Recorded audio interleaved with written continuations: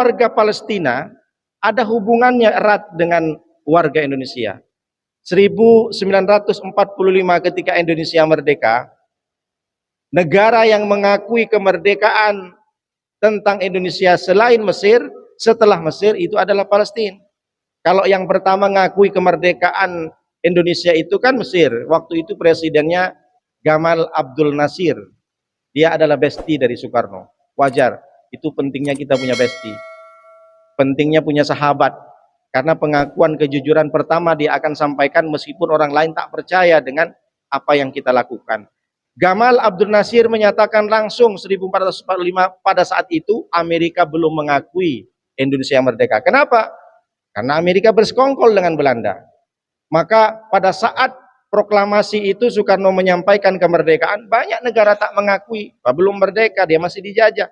Tapi Mesir hadir, setelah itu baru Palestina.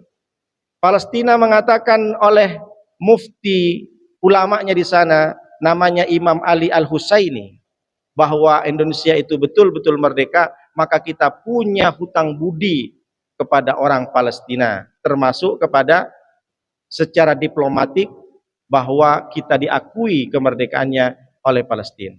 Jadi kalau kita ditanya, apa bantuan kita kepada warga Palestina? Saat kita memproklamirkan kemerdekaan, orang lain, negara lain tidak mengakui dengan kemerdekaan, tapi Palestina hadir. Hari ini, orang Palestina tidak butuh kita harus berangkat ke sana, harus berperang juga.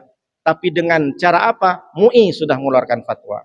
Haram membeli produk-produk yang memang ada afiliasi untuk membantu Israel.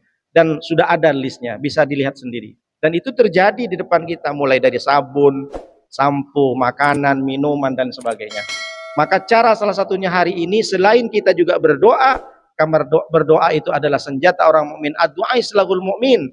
Setiap malam kita berdoa bagaimana nanti Palestina akan merdeka. Palestina akan berhenti tidak diserang oleh Israel, yang jelas-jelas dibantu oleh USA, di belakangnya ada Amerika. Salah satunya adalah kita mengikuti fatwa MUI, haram mengkonsumsi, membeli produk-produk yang memang ada afiliasi membantu Israel.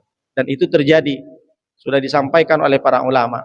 Maka hari ini kalau ditanya, kenapa kamu peduli Palestina? Karena Palestina bagian dari warga Indonesia.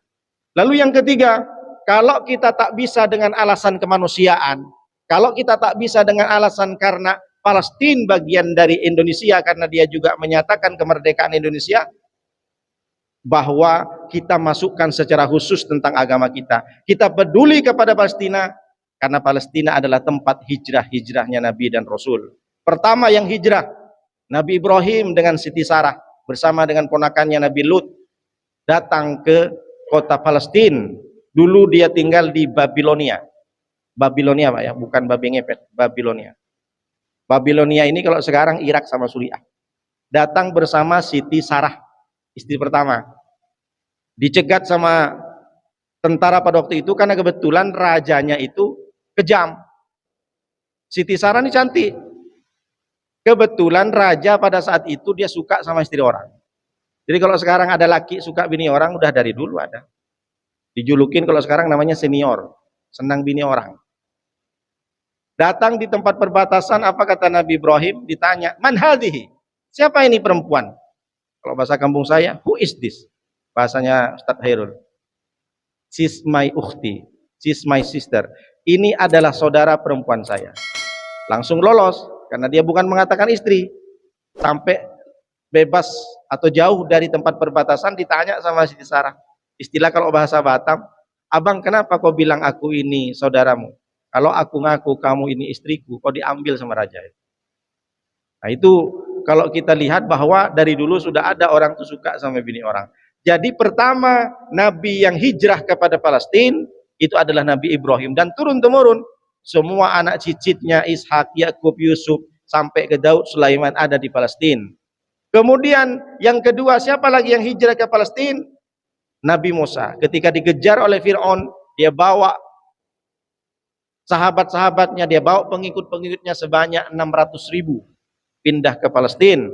Kemudian bukan hanya sekedar hijrah tempat Nabi dan Rasul, tapi Palestina mencatat sejarah menjadi kiblat kedua dari umat Islam pada saat itu. Rasulullah SAW ketika hijrah ke Madinah, dia diolok-olok oleh kafir Quraisy karena Isra Mi'raj sebelum 2 tahun sebelum hijrah, Rasulullah sudah melaksanakan sholat menghadap ke Mekah, menghadap ke Ka'bah. Orang kafir Quraisy mengolok-olok, Allah Muhammad, tetap aja dia menghadap ke berhala. Karena pada saat itu Ka'bah dikelilingi dengan berhala. Ada sebanyak 309 berhala.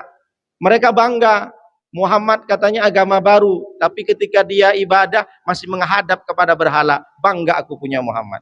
Akhirnya minta doa kepada Allah, berdoa beliau kepada Allah agar dirubah kiblatnya. Sampai di Madinah Rasulullah kiblatnya ke Baitul Maqdis, Masjidil Aqsa. Ini bukti sejarah bahwa hubungan erat dengan Islam termasuk Nabi Muhammad. Palestina bukan hanya sekedar negara orang lain, tapi Palestina bagian dari ruh Islam karena Nabi Muhammad menjadikan Masjidil Aqsa atau Baitul Maqdis menjadi kiblat. Rasulullah selama 17 bulan atau kurang lebih 1,5 tahun Rasulullah sholat menghadap ke Palestina. Pada saat itu sampailah beliau datang ke Bani Salamah karena suaminya meninggal. Rasulullah melayat takziah menghibur suaminya Ummu Salamah itu pas waktu duhur. Ketika sudah masuk waktu duhur, Rasulullah sholat. Sebelum itu Rasulullah sudah berdoa, ya Allah, kembalikan kiblat lagi ke Mekah. Kenapa? Karena di Baitul Maqdis orang Yahudi juga senang mengolok-olok. Muhammad ternyata agama baru, dia masih menghadap ke tempat orang-orang Yahudi. Sekarang kan ada tembok ratapan. Jadi diejeklah Nabi Muhammad, kiblatnya kok kiblatnya ke Yahudi juga. Akhirnya berdoa kepada Allah, kiblat itu diganti lagi ke Ka'bah, ke Mekah. Akhirnya diterima doanya pas ketika sholat duhur di tempat Ummu Salamah. 2 rakaat sholat duhur Rasulullah menghadap ke Baitul Maqdis. 2 rakaat Rasulullah langsung balik karena turun ayat surat Al-Baqarah 144, fawalli wajhaka syatral masjidil haram wa aitsuma kuntum fawallu wujuhakum syatrah. Palingkan mukamu Muhammad, menghadaplah ke Masjidil Haram. Pas 2 rakaat salat duhur. Jadi langsung Rasulullah balik, bukan balik ya, balik kanan. Bukan belok kanan kan. Langsung balik kanan. Jadi Baitul Maqdis di sana, Masjidil Haram di sana. Rasulullah menghadap ke sana langsung 180 derajat sab. 2 rakaat menghadap ke sana, 2 rakaat menghadap ke sana. Salat duhur. Jadi karena turun ayat, menghadaplah ke Ka'bah. Ini bukti bahwa sejarah Masjidil Aqsa bukan sekedar masjid saja, tapi masjid suci. Bahkan diabadikan, subhanalladzi asra bi'abdihi lailam minal masjidil haram ilal masjidil aqsa alladzi barakna haulah. Tempat selain dijadikan kiblat oleh Rasulullah, itu adalah tempat di mana Rasulullah melakukan Isra dari Masjidil Haram ke Masjidil Aqsa atau Baitul Maqdis. Ini bukti sejarah bahwa itu tempat suci, ada hubungan erat kaitan kita dengan Rasulullah karena itu tempat Palestina. Jadi kalau ada orang yang tak mau bantu dengan Palestina karena bukan kemanusiaan atau bukan karena tidak bagian dari Indonesia, tapi ada hubungan tentang ruh Islam karena itu tempat suci di mana Rasulullah menghadap ke kiblat. Dan sekarang nama masjidnya disebut nama Masjid Qiblatain. Bapak-bapak yang pernah umroh pernah sampai? Kemarin saya tanya sama ibu-ibu, ibu sudah sampai ke Masjid Qiblatain? Tak sampai Pak Ustadz, tak jelas travelnya tuh Pak Ustadz. Tak disampaikan pula saya ke sana Pak Ustadz. Rupanya setelah ditelusuri ada fotonya. Nah ini kan ibu foto di sini. Oh ini Masjid Qiblatain. Iyalah Bu, sorry Pak Ustadz, saya kan sibuk selfie Pak Ustadz. Tak tahu kalau Masjid Qiblatain. Travel pula ini disalahin Pak. Tak jelas tuh Pak, tak usah lagi ikut travel itu katanya. Kita tak diajak ke Masjid Qiblatain. Padahal ibu sudah ada. Sibuk cekrek selfie. Tak tahu masjid apa yang ada di selfie kan itu. Disebut aja Madinah semua. Sekitar 7 kilometer Pak dari Masjid Nabawi. Masjid Qiblatain putih semua. Mudah-mudahan kita sampai di sana. Amin ya rabbal alamin.